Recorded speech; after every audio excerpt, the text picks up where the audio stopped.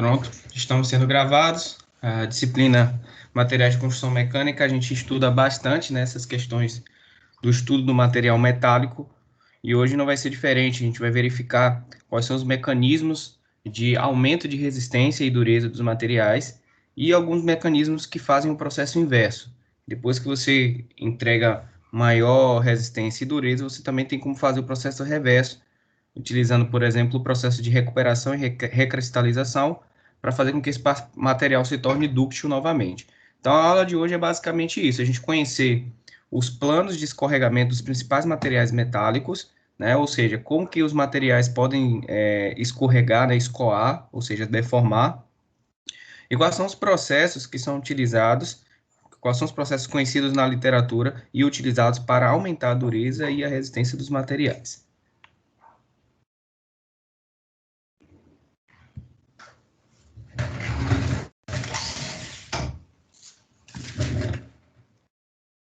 Além disso, a gente vai falar um pouquinho também, rapidamente, que ensaios de dureza vai ser uma atividade que eu vou passar para vocês trazerem, para vocês pesquisarem, né? Valendo uma pontuação extra na prova. Então, a gente tem, a gente tem que iniciar lembrando um pouquinho de ciência dos materiais, o que é discordância, tá? O que é uma discordância? Quem lembra o que é discordância?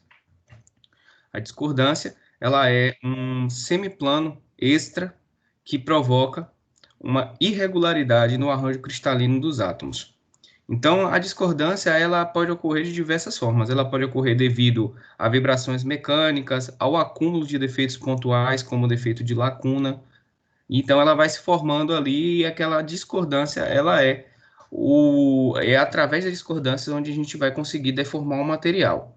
Ou seja, quanto maior o número de discordâncias que a gente tiver num determinado material, mais fácil vai ser deformá-lo, porque a gente vai ter espaços vazios para a gente poder empurrar os átomos para eles se movimentarem, tá? Então, o que eu estou querendo falar é exatamente isso daqui, que tem lá essa figura no cálice.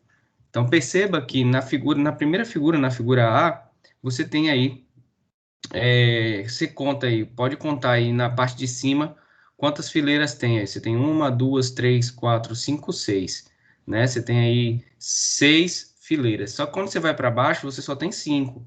Você tem uma, duas, três, quatro, 5. Então, você tem aí uma discordância. Tem uma parte aí, a partir de um determinado semiplano extra, né? Você tem uma parte na qual você tem a ausência de uma fileira de átomos, que é bem onde está essa setinha mostrando aí. Então, é uma má formação, né, desse arranjo cristalino. Se ele fosse todo perfeitinho, bonitinho, a deformação plástica ela não iria ocorrer.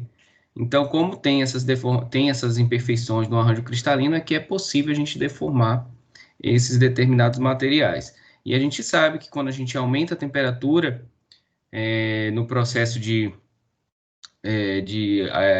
forjamento, no processo de fundição, a gente está contribuindo com o aumento também dessas discordâncias, desses espaços entre os átomos. Então, a gente já sabe que para que a gente deforme um material metálico, a gente precisa mover essas discordâncias dele, e aí a gente sabe que isso aí vai influenciar na propriedade mecânica do material. Então, como vocês podem ver, após aplicar aí um estresse aí de direções opostas, você vai estar fazendo com que ocorra a movimentação da discordância. A discordância estava em um local e ela vai parar lá no final, na figura C, né? Você percebe o deslocamento da discordância, ela sai de um lugar e vai para outro. Sistemas de escorregamento para metais. Então, os metais, eles, dependendo da sua estrutura cristalina, né? Se ela é cúbica de corpo centrado, cúbica de face centrada, se ela é hexagonal compacta, dependendo desse tipo de estrutura cristalina, o material vai ter um determinado sistema de escorregamento. Mais uma vez, a gente tem que lembrar da ciência dos materiais. Quem estudou comigo, com certeza viu essa parte aí de plano cristalográfico e direções cristalográficas. Aí essa tabela mostra o exemplo de quais são os sistemas possíveis para cada um dos materiais metálicos abaixo. Primeira linha aí tem o cobre, o alumínio, o níquel, a prata e o ouro. Então, qual é o plano desses metais? Eles são cúbicos de face centrada. A estrutura cristalina desses metais são cúbica, é a cúbica de face centrada. Então, o plano vai ser 1, 1, 1, e as direções vão ser 1, 1 barra e 0. Lembrando que essa barra em cima, ela indica que o valor é um valor negativo. Então, tendo esse plano e essas direções de escorregamento, quais são os sistemas possíveis? São 12 sistemas possíveis de escorregamento. Então, o que eu quero dizer com isso? Eu quero dizer que é possível 12 formas diferentes de você deformar aquele material, certo? Em 12 direções, em 12 planos diferentes. Aí, na segunda linha, você tem o ferro alfa, o tungstênio e o molibdênio. Essas três espécies químicas, metais, né, são cúbica de corpo centrado, CCC. E aí o plano é 1, 1, 0 e a direção é 1 barra 1, 1. Mais uma vez, você tem 12 sistemas possíveis de escorregamento para essas espécies. Daí você vai ter também o ferro alfa e o tungstênio, só que com outro tipo de plano e direção com outro tipo de plano, né, com a mesma as direções, mas com outro tipo de plano. Você também vai ter 12 sistemas possíveis. E o ferro alfa com o ferro alfa com o cádmio. Cádmio não, ferro alfa com o K, que eu esqueci agora qual é a espécie química. Que você vai ter também um plano de escorregamento de 3, 2, 1 e a direção 1 barra 1 e 1, e os sistemas possíveis de escorregamento são 24. Aí embaixo, sim, que a gente tem o cádmio, o zinco, o manganês, o titânio e o berilo. Então, aí a gente tem, como ela é hexagonal compacta, a gente tem mais uma coordenada. Então, a gente vai ter um plano 0, 0, 0, 1 e as direções 1, 1, 2 barra 0. E os sistemas possíveis são 3. Perceba que quanto você tem menor sistema menor possibilidade de escorregamento, melhor vai ser a característica mecânica do material. E aí embaixo você tem titânio, magnésio e zircônia, que também é hexagonal compacta. A hexagonal compacta, só para lembrar vocês, ela tem fator de empacotamento de 0,74. Então, é um fator de empacotamento bem alto. Então, esse fator de empacotamento alto significa que a estrutura tem melhor propriedade mecânica, principalmente de resistência a resistências mecânicas gerais. Por último, a gente tem o titânio e o magnésio também aí, em outra situação. Por favor, quem entrou aí, ativa o mudo. E também é da hexagonal compacta. Bom dia, Matheus. Bom Licença, dia. desculpa mesmo lhe interromper. Tem muito tempo que começou? Tem 15 minutos. Começou 8 É, horas, tem 15 minutos. é porque lá pelo AVA eu fui pela parte lá do AVA e não estava entrando, entendeu? Quer dizer, eu entrava na sala, mas não tinha começado. Aí alguém Mas postou o link. é porque a gente já tinha combinado que a gente vai sempre utilizar o link, tá? Do grupo. Ah, entendi, Matheus. Desculpa, meu irmão. Porque Foi o mal. AVA ele dá esses problemas, tá bom? Ah, tudo bem.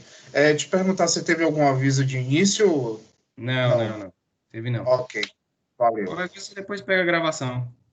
Viu? Valeu, Matheus. Sem problemas. Valeu. Vamos lá. Então, pessoal, a gente tem alguns processos responsáveis por aumentar a resistência e a dureza dos materiais, que é agora o que a gente vai falar. São três esses processos, tá? Que a gente vai encontrar na literatura. O primeiro é a redução do tamanho de grão, o segundo é a solução sólida, e o terceiro é o encruamento. É importante conhecer e entender como que esses processos ocorrem, tá? Que isso pode cair na prova, e isso aí também é bem requisitado em provas de concurso, em provas de ENAD, é bem requisitado esses processos porque eles são importantes. Depois a gente fala. Que é só para a gente refletir da questão das impurezas, depois a gente fala sobre isso. Redução do tamanho do grão.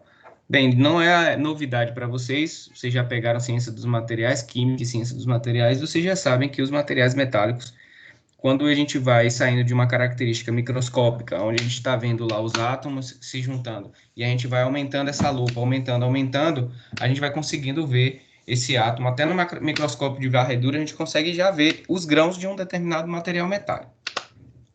Então, esses grãos, eles se formam com a aglutinação dessas estruturas cristalinas. Então, é como se tivesse várias estruturas cristalinas se juntando, se juntando, se juntando, e elas formam é como se fosse um conglomerado, né? Pense aí, quando você tem diversas casas, que as pessoas vão construindo, construindo, construindo, né? Aí vai ter as ruas. Aí, se você for passar com um avião em cima, né, você vai ver aquelas construções juntas e as ruas passando, tipo umas veiazinhas, né? As ruas, né, são consideradas os contornos de grão, e as casas que são delimitadas por essas ruas são chamadas dos grãos. Então, é como se fosse o que acontece nos materiais metálicos. Então, você vai ter diversas estruturas cristalinas, diversas células unitárias, que seriam as casas, se juntando ali num determinado local, e aí, quando elas se juntam, elas vão formar um determinado grão, certo? E o que vai estar delimitando, né, essas células unitárias, que no caso da analogia são as casas, seria as ruas, que no caso dos materiais metálicos seriam os contornos de grão. Então, quando você reduz esse contorno de grão, perceba aqui um contorno de grão, o que está acontecendo? Esse contorno de grão, na figura aí, na primeira figura, ele é responsável pela fronteirização. Então, de um contorno de grão para frente, significa que já vou ter uma outra forma, já vai ser uma outra forma de grão, certo? Então, isso vai impedir, quanto maior o grão, mais fácil fica deslocar a discordância. Lembre-se que desde o início eu estou falando que o que é responsável para você deformar um material, para você deformar plasticamente um material, você precisa movimentar as discordâncias que existem dentro dele. Se eu tenho grãos muito grandes, significa que eu vou ter contornos de grãos pouco, vamos dizer, definidos. Eu tenho uma árvore de contornos de grão pouco definidos, como vocês podem ver aí abaixo. Na figura de baixo, você pode ver aí diversos exemplos de contornos de grão, começando com grãos grandes, onde a gente tem poucos contornos de grão, né? E aí até 10, vai de 1 até 10. Então, a gente está vendo aí uma crescente, né, da questão dos contornos do tamanho do grão. Então, o tamanho do grão na primeira é gigante. Então, nesse caso aí, na primeira aí, vai ser mais fácil deformar esse material. À medida que eu vou diminuindo o contorno de grão, olha o que vai acontecendo, vai aumentando as minhas ruas, né? Pense num carro, gente. Pensa aí num carro. A movimentação do carro nas ruas seria a deformação do material, porque lembre-se que existem as discordâncias que eu falei. Então, a facilidade com que esse carro se movimenta nas ruas é diretamente proporcional à facilidade de deformação do material. Então, se eu tenho uma rua só, vamos supor, não sei se já foram em Brasília, mas lá em Brasília é tudo certinho, é tudo retinho, né? São lotes. Aí é aqueles lotes grandes, né, com as ruas grandes. Então, não tem muitas ruas e vielas para entrar e sair, vai por baixo, vai para o outro. Então, é direto. Então, é mais fácil para o carro de desenvolver ali. Então, vai ser mais fácil deformar. Já quando você tem muitas pequenas ruas assim, que vários contornos de grão, como a gente está vendo aí pequenininho, vai ser mais difícil, certo? Exatamente como está sendo mostrado aí. Então, existem técnicas para que faça a redução do tamanho do grão, para que a gente consiga impedir a movimentação ou limitar, né, a movimentação das discordâncias. Aí vocês já podem ligar aí, né, o cérebro de vocês e atentar para isso. Então, se eu quero aumentar a resistência e a dureza de um determinado material, né, que o material metálico geralmente ele é dúctil, aí eu preciso aumentar essa dureza e a resistência dele para determinada aplicação. Então, a redução do tamanho do grão é uma forma de você fazer isso, porque reduzindo o tamanho do grão, você vai estar limitando, né, a facilidade de deslocamento da nossa discordância. Né? Na nossa analogia, você vai estar limitando a facilidade de deslocamento do carro, né, pelas ruas do bairro. Deu para entender aí essa questão da redução do tamanho do grão? Dá um sinal de positivo, por favor, para eu verificar se vocês estão comigo. Sim, Tá professor. ok, Matheus. Obrigado, valeu. Então é isso, Tá é bem sim, tá simples. sim, tá tranquilo. Dá pra compreender. Dá pra compreender legal. Então é bem simples. Quando você precisa aumentar a resistência do material, você tem que criar alguma forma utilizar algum processo que vá impedir, limitar a movimentação da sua discordância. E a redução do grão é uma dessas formas. Outra forma muito utilizada, que é a criação de ligas, né, é a solução sólida. A gente aprende lá em química, né, que existem soluções líquidas, né, onde a gente tem o solvente, que na maioria das vezes é a água, e a gente tem o soluto, que é qualquer outra substância que vai ser dissolvida em água. Então, essas soluções são soluções líquidas. E agora a gente está estudando aqui em matérias de construção mecânica, soluções sólidas, que é quando você mistura dois materiais, duas espécies químicas ou mais, né, diferentes.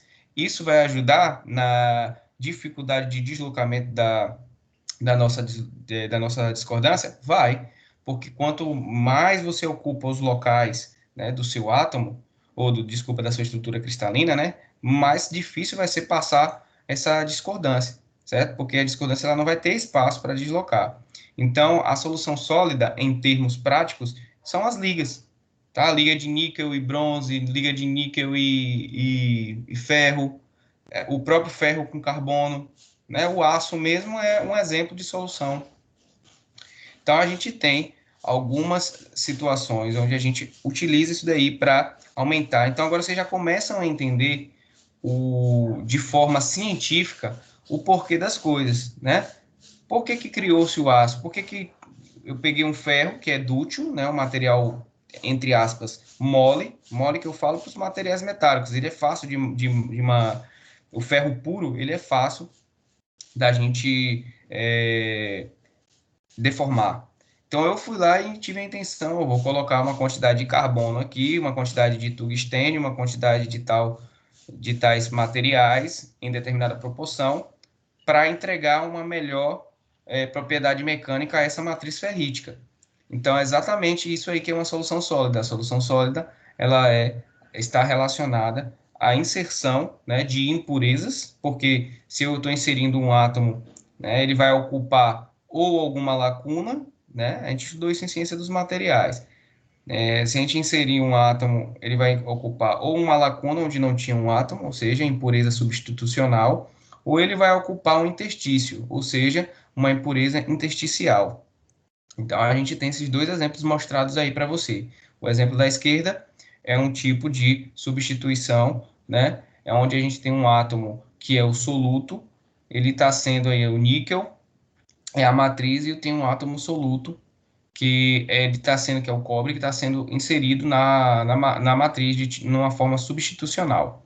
E a gente tem também um outro exemplo do ferro, né, iron ali que está ali, que é o solvente, e a gente tem o soluto, que são átomos de carbono, que aí é um caso de impureza intersticial, porque ela está se posicionando nos interstícios, que são os locais entre os sítios, né? O sítio é o local onde a gente vai ter o átomo.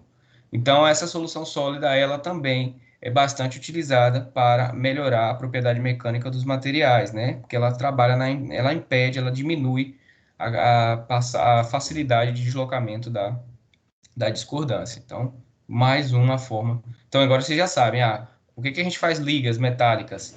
Não tem outro tipo de função a não ser impedir o deslocamento das discordâncias, que vai gerar, obviamente, porque está interligado à capacidade de deformação, vai gerar uma melhora na propriedade mecânica do material, de resistência à deformação.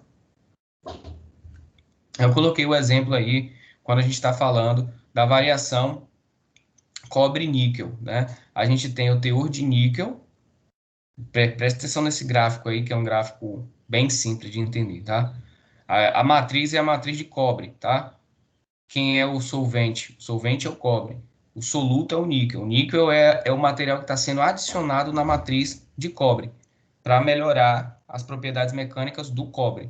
Então, perceba que quando você tem 10% de cobre, 10% de níquel, você tem aí um determinado valor de limite de resistência à tração em megapascal para a liga. Aí você vai aumentando, ó, percebe que quanto maior é a porcentagem, né, do teor de níquel na matriz de cobre, você vai tendo um aumento muito importante aí no limite de resistência à tração em megapascal. Só que a gente tem que trabalhar com isso daí, porque a gente também não pode colocar uma quantidade muito grande de níquel, porque aí a questão econômica, né, o custo da liga já vai ficar muito alto. Então, você tem que ver qual é seus requisitos de projeto certinho, né? O meu projeto ele necessita de um determinado material que suporte 300 megapascal. Então, você vai colocar ali entre 10 e 20% de teor de níquel para você atingir ali 300 megapascal de resistência à tração. Então, é só mostrando a relação entre a inserção de níquel na matriz cobre e o aumento do limite de resistência à tração. Então, ele se torna mais duro e ele se torna mais resistente, principalmente à tração. E aqui o contrário, né? A gente está fazendo o contrário, o caso da deformação, a variação da dutilidade para ligas cobre-níquel.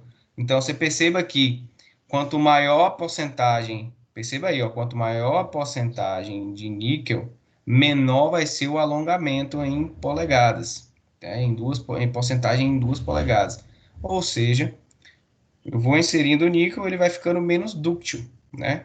Então, esse processo de solução sólida, que é o que formam as ligas, ela vai estar ali trabalhando para diminuir a dutilidade do material, correto? Então, o material, e nem sempre isso é bom, né? Mas não, é tanto que às vezes eu preciso aumentar a dutilidade do material, aí eu tenho que fazer o processo inverso, que a gente vai falar daqui a pouco. Então, como vocês podem ver nesse gráfico, vocês estão vendo situações onde a gente pode ter aí, ó, 10% de níquel. A gente vai ter ali vai ter mais ou menos 48 vezes 2 polegadas, né? Em porcentagem. Então, a gente pode entender que um gráfico é o inverso do outro.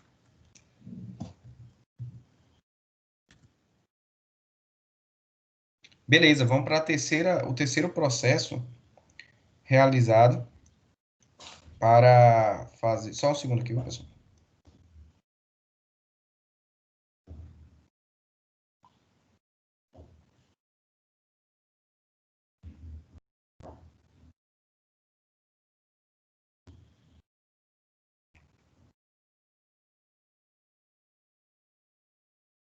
Pronto, vamos lá.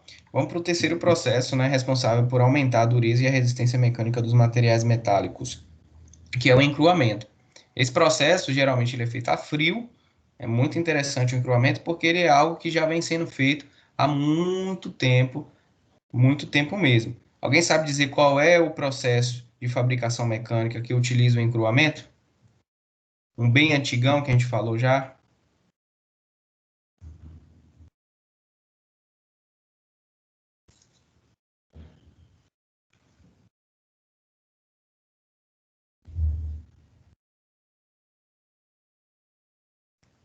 Ninguém sabe qual é o processo que a gente utiliza, qual é o processo que a gente na Idade Média, foi bastante utilizado na fabricação de armaduras e espadas. Forjamento? Seria forjamento? Forjamento, né? Então, o forjamento é um processo de encruamento, quando você está batendo, esmagando os grãos, certo? O processo de laminação também é um processo de encruamento. Você está esmagando os seus grãos. Então, aí está mostrando. Então, o que é o encruamento? É um processo feito através de trabalho a frio, no qual você faz o alongamento dos grãos, né? Você esmaga os grãos em determinada seção, na seção transversal você esmaga ele, e obviamente que na seção longitudinal eles vão ficar mais alongados. E isso daí faz com que você tenha melhor propriedades mecânicas, porque você vai estar esmagando as discordâncias, fazendo com que as discordâncias, quando você esmaga essas discordâncias, elas têm energia dentro dela, então elas vão dissipar essas energias, então elas vão ficar num espaço cada vez menor para poder se deslocar. Então é como se você, vamos usar a mesma analogia do carro, né, que está se deslocando pelas ruas. Se as ruas são mais largas, né, você consegue ir mais rápido. Se elas são mais largas e mais curtas, você consegue se deslocar mais rápido. Agora imagine se as ruas forem bastante estreitas e forem mais longas. Vai ser bem mais difícil para você se deslocar. Então, o encruamento ele também está impedindo ou pelo menos dificultando o deslocamento das discordâncias.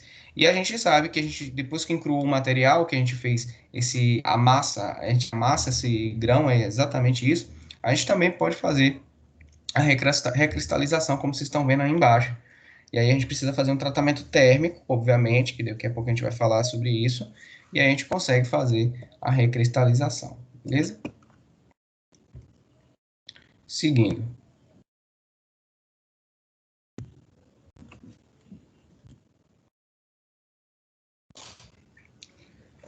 No encruamento, a gente tem como a gente calcular a porcentagem de trabalho a frio, que é relacionada à deformação plástica. Como é que a gente calcula isso? Através dessa fórmula aí bastante simples. Porcentagem de trabalho a frio é igual à área original, né? A área antes da gente fazer por exemplo, antes de fazer a laminação, menos a área depois que ele experimenta a deformação, e aí dividido pela área original, vezes 100. Então, a gente vai ter esse valor do trabalho a frio, que está relacionado à capacidade, né, de um determinado encruamento resistir a uma deformação plástica, certo?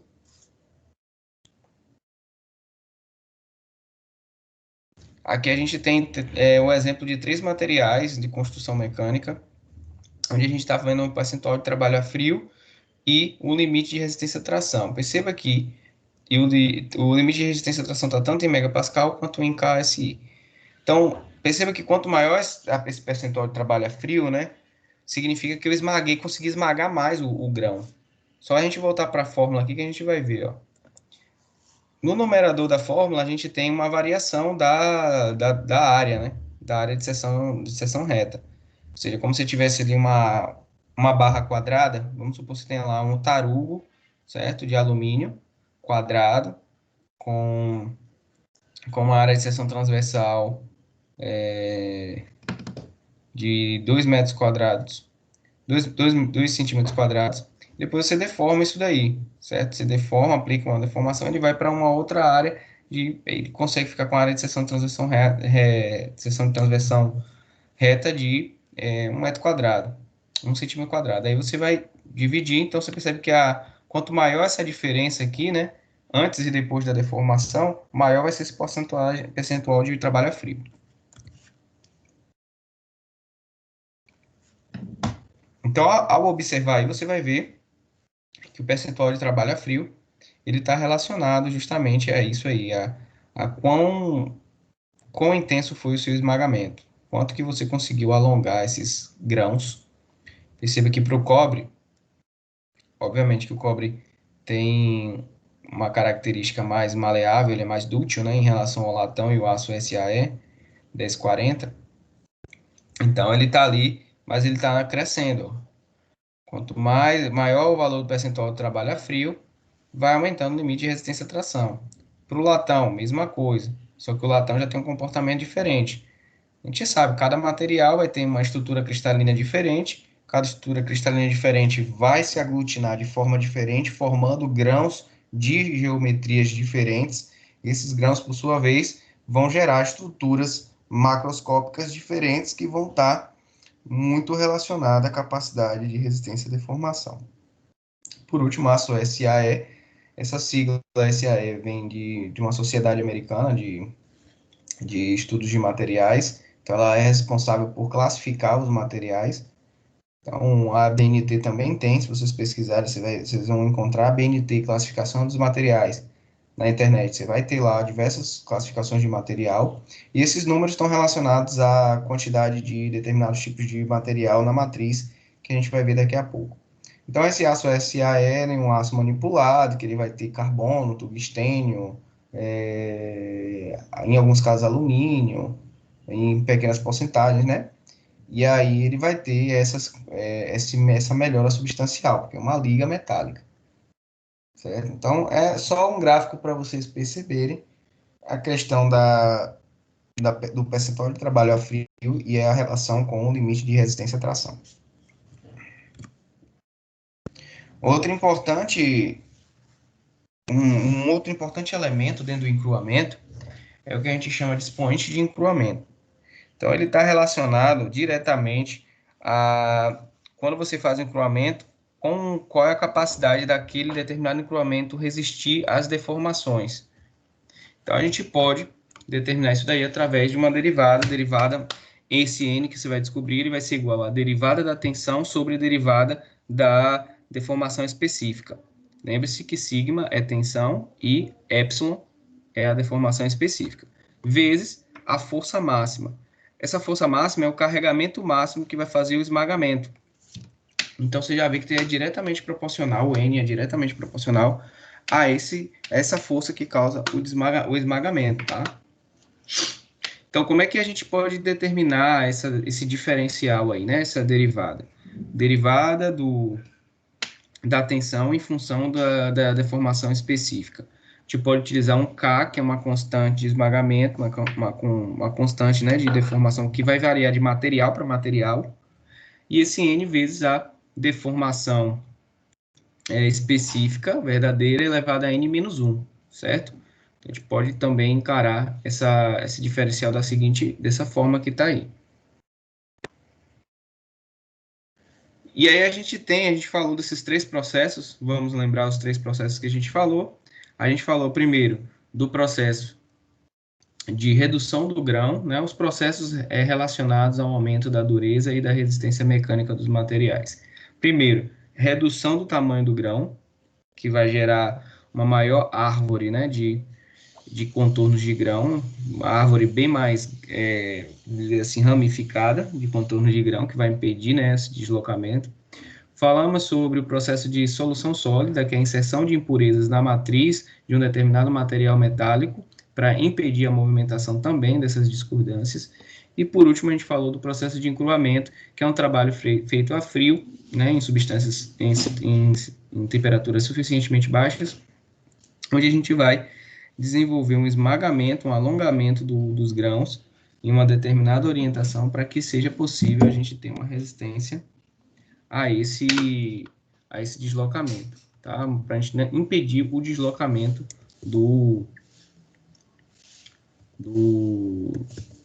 da discordância, certo? Espera aí, deixa eu só ver se eu consigo botar.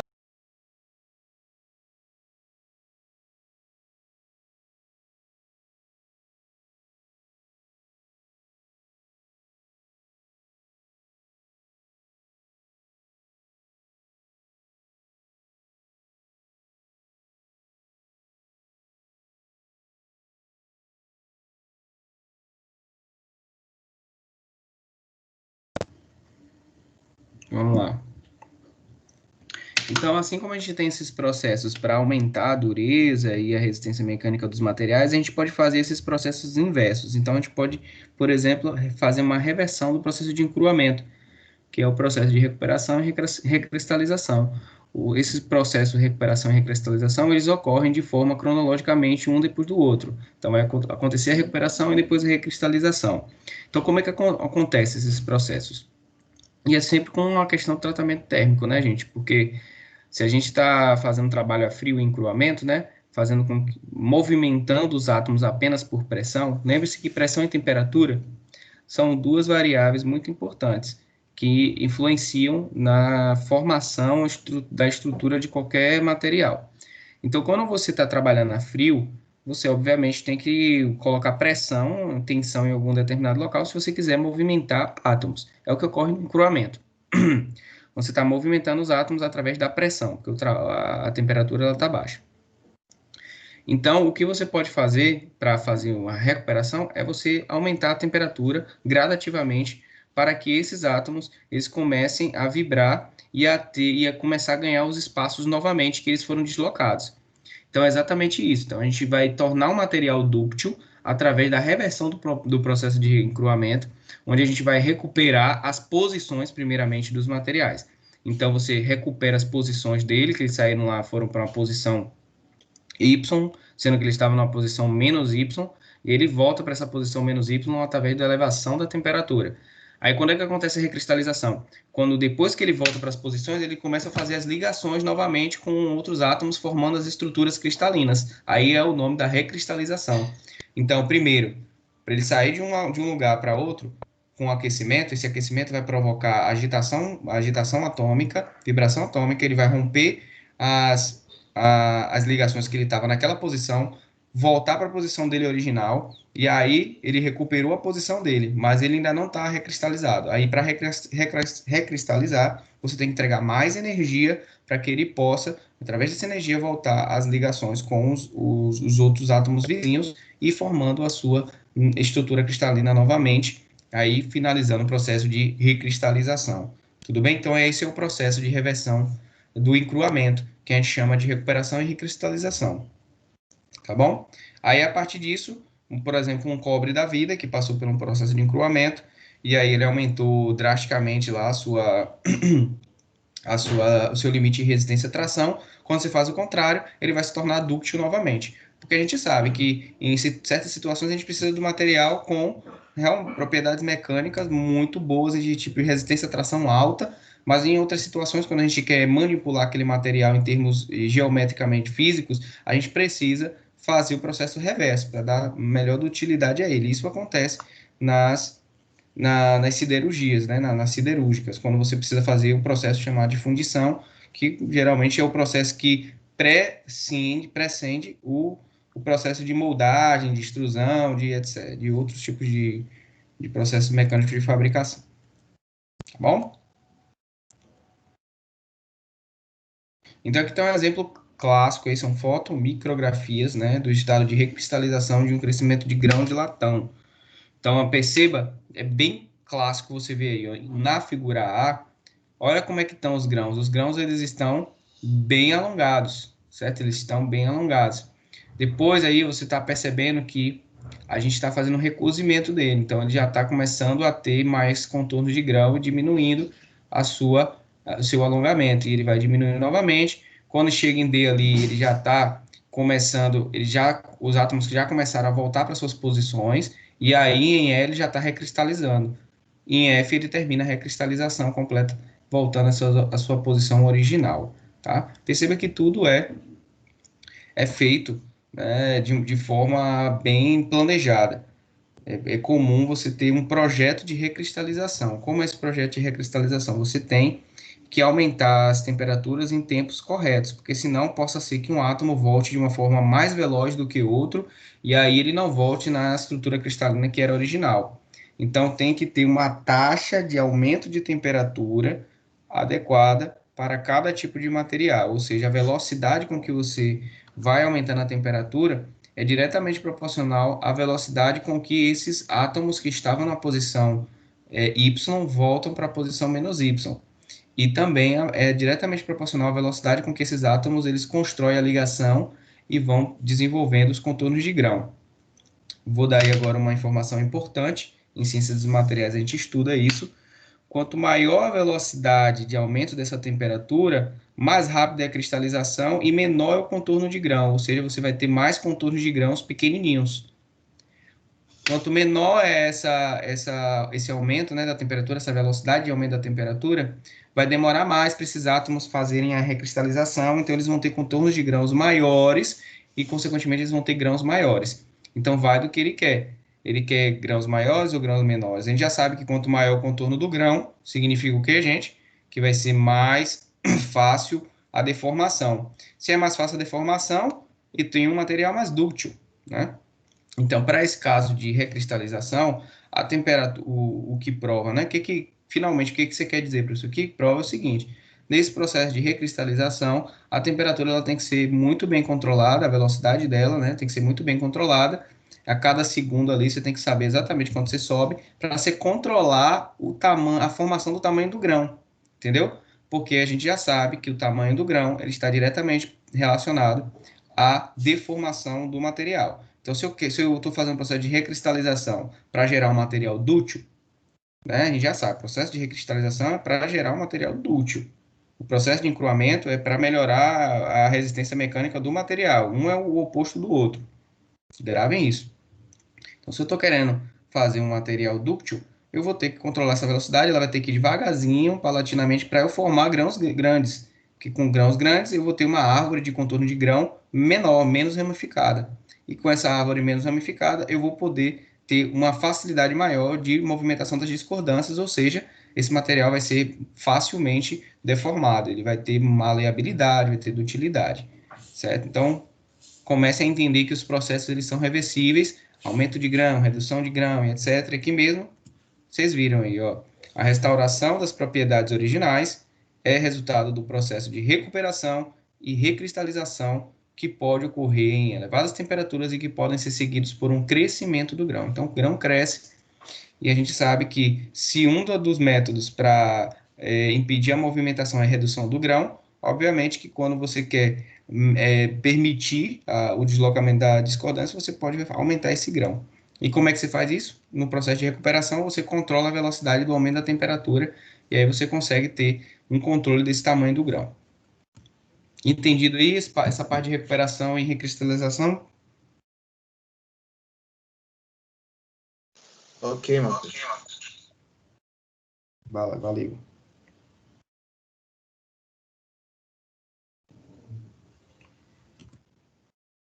Então, pessoal, a gente vai ter uma atividade para a próxima aula. Vocês vão trazer atividade individual, vocês vão pesquisar sobre esses ensaios de dureza abaixo. Eu vou falar rapidamente aqui sobre cada um desses ensaios, tudo bem? Mas vocês vão fazer uma pesquisa completa, certo? Essa pesquisa vai valer 200 pontos extras. Vocês vão fazer essa pesquisa, trazer na próxima aula para a gente discutir. Bem, o que são os ensaios de dureza? Os ensaios de dureza eles são utilizados justamente para identificar a capacidade, né, de resistência a energias externas que são provocadas através de cargas. Tá? Então, quanto tempo o material ele aguenta ali sem deformar de nenhuma forma. Então, é exatamente isso. Você vai aplicar a carga ali, está aplicando a carga, vai aumentando a carga, vai aumentando a carga. Vai ter uma hora que vai ocasionar algum tipo de deformação do material. Certo? Então, aquele material que aguentou mais tempo o aumento da carga, ele é mais duro. Certo? Vamos ver cada um desses. Então, ensaio de dureza ele está muito relacionado. Ele é o contrário, a dureza é o contrário da dutilidade. Certo? Não sei se vocês estão percebendo isso. Dureza e dutilidade, eles são um contrário do outro. Você pega um material duro ali, você vê que você não consegue deformar ele, você joga ele para cima, para baixo. Beleza, aí a gente tem o primeiro ensaio, que é o ensaio de dureza de Brinell. É um dos clássicos ensaios, ele é utilizado dentro de uma máquina, em máquina de Brinell, e esse ensaio ele é utilizado basicamente com uma ponta esférica, onde você vai pressionar num determinado ponto aquele material para determinar o cálculo do Brinell é um cálculo matemático. Ele vai determinar a questão da absorção daquele impacto do material naquela área. Então, ele pega a força de carregamento, divide pela área, vê a tensão e determina a energia que o material precisou resistir para não deformar. Então, ele calcula baseado em cálculos físicos, em tensão, deformação, né? A partir da energia. Já Rockwell é diferente. O ensaio de dureza Rockwell, que é muito utilizado, a escala Rockwell de dureza, né? É uma máquina também, só que é diferente a forma de determinação da dureza. O ensaio de dureza Rockwell é uma ponta diamantada, né? Um indator, que a gente chama.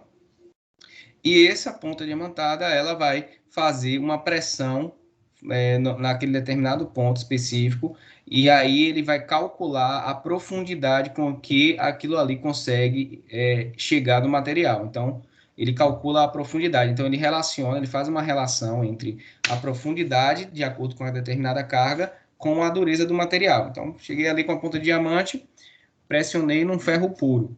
Ele afundou 0,02 milímetros, certo? Com uma carga de 20 megapascal. Então, em 20 megapascal, ele afundou 0,02 milímetros. Então, isso daí tem um valor na escala de dureza Rockwell de tanto, certo? Obviamente que ele faz uma transdução disso aí tudo. Só que o que eu quero que vocês percebam é a diferença entre Rockwell e Brinell. Brinell é através de cálculos físicos mesmo, de energia envolvida na deformação, certo? Então, vai usar tensão, vai usar a área de aplicação da tensão e vai usar a energia que o material necessitou utilizar ali para não deformar. Então, é baseado nisso. Já o Rockwell não. O Rockwell é mais simples, né? Ele deformou, ele consegue identificar deformações mínimas através de extensômetros e ele vai mostrar ali no computador a profundidade da deformação através do carregamento que foi feito. Então, fez o carregamento, deu uma deformação, pronto. Eu já tenho associado aqui um valor de dureza nessa escala Rockwell. Já os ensaios de dureza de Vickers e de Knupes, o Vickers e Knupes, eles são parecidíssimos, são praticamente iguais. Enquanto que o de Rockwell e Brinell são mais utilizados para peças com espessuras maiores, né? Peças como tarugo, como barras e etc. Corpo de provas com espessuras maiores, os ensaios de dureza Vickers e Knupes, eles são utilizados para lâminas, né? Para espessuras pequenas, né? Ali espessuras centimetradas e milimetradas. Então, é mais um ensaio diferente. A máquina é diferente, o indutor é diferente, o que vai na peça é diferente, porque tem que ser menor, as quantidades de energias envolvidas têm que ser menor, precisam ser menores. E aí é um tipo de ensaio de dureza para um determinado tipo de geometria do material. Então, a gente tem esses ensaios aí que eu quero que vocês pesquisem, tá? E enviem para o meu e-mail na próxima aula e a gente vai discutir. Eu vou perguntar, inclusive na aula, vou selecionar algum aluno no início da próxima aula, chegar lá e falar, Rainério, em relação ao ensaio de dureza de Rockwell, qual é o valor da escala? Vai de quanto a quanto? Aí vocês vão ter que me responder. Vou chegar lá e vou perguntar, Paloma, o ensaio de dureza de Brinell, quais são os dispositivos relacionados a esse ensaio de dureza? Como que é a máquina? Quais são os dispositivos e o que cada um dispositivo, para que cada um dispositivo serve, tá? Aí eu vou chegar lá, vou falar também, Jailton, os ensaios de dureza Vickers e NUP, eles são utilizados para até quanto de espessura das chapas, das lâminas? E quais são as principais diferenças entre o Vickers e o NUP? Aí você vai falar também sobre isso daí. Então, vai ser uma arguição oral, a qual vocês vão precisar entregar conhecimento, beleza?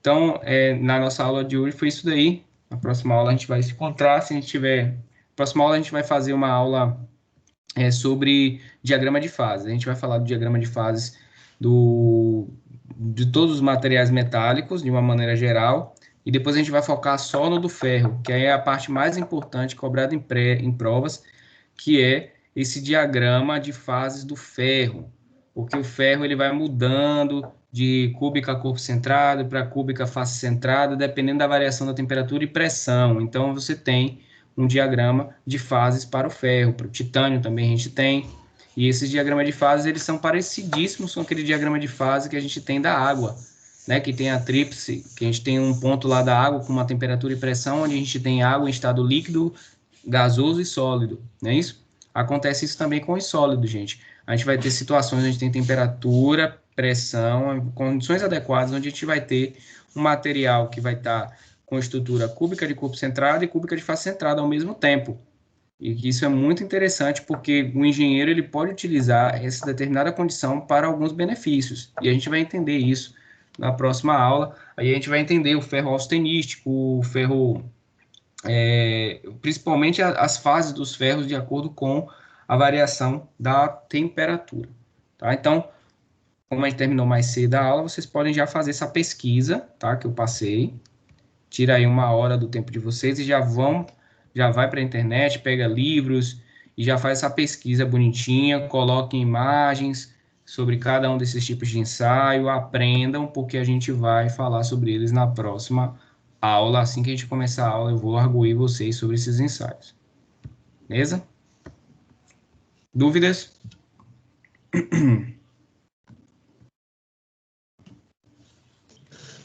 Não, beleza, compreendi. Beleza, galera. Então é isso aí. No mais, eu vou. Matheus, Oi, pode falar. desculpa, te perguntar, eu não lembro, teve alguma atividade da aula passada para hoje? Não, né? Não, Ah, ok. É porque eu fiquei aqui meio com dúvida, não tinha certeza, enfim. Ok. tudo bem. Obrigado, Matheus. Nada.